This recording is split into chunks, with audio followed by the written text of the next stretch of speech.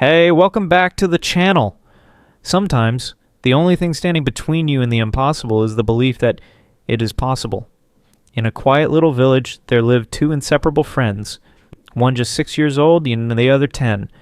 They did everything together, played side by side, ate their meals together, and never spent a moment apart.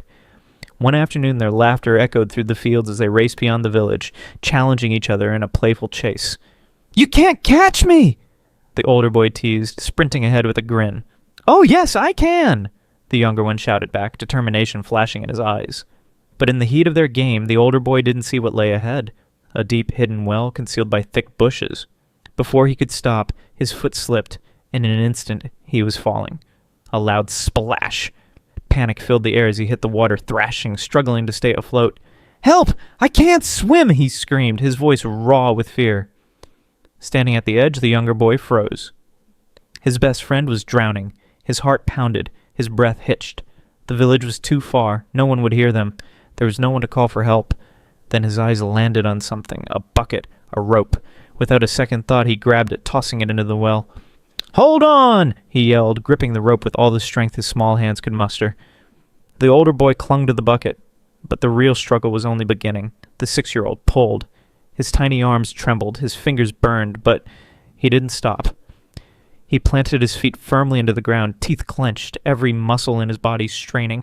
"I won't let go! I won't let go!"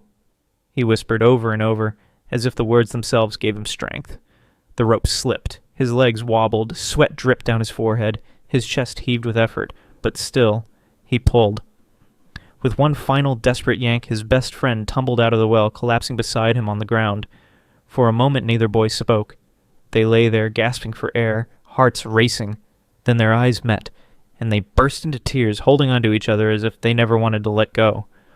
"You saved me," the older boy whispered. "Of course I did," the younger one said with a shaky laugh. "Who else would I play with if you were gone?" They sat there, still trembling from fear, still overwhelmed with relief.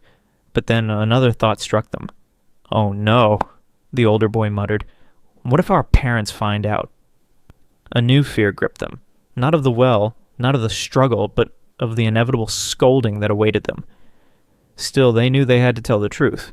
When they returned to the village, they ran straight to their families, breathless with excitement, recounting every single detail of what had happened. But instead of amazement, they were met with laughter. A 6-year-old pulling a 10-year-old out of a well? Impossible! The villagers scoffed. "He can barely lift a full bucket of water." The boys' faces fell. No one believed them, except for one man. Uncle Frederick, the wisest elder in the village, stepped forward. He listened, his gaze calm, his expression unreadable. Then he smiled. "The question is not how he did it," Uncle Frederick said, his voice steady and knowing. "The real question is why he could do it." Silence fell over the crowd. He could do it because there was no one there to tell him he couldn't. No one was there to say he was too small, too weak, not even himself. Realization dawned in the villager's eyes. The boy had no idea he wasn't supposed to be strong enough. So in that moment, he simply became strong enough. And that is the truth most people fail to see. The only limits we have are the ones we believe in. If no one tells you that you can't do something, you will find a way to do it. Doubt makes us weak. Belief makes us strong, so believe in yourself. Because when no one tells you that you can't, you will realize that you can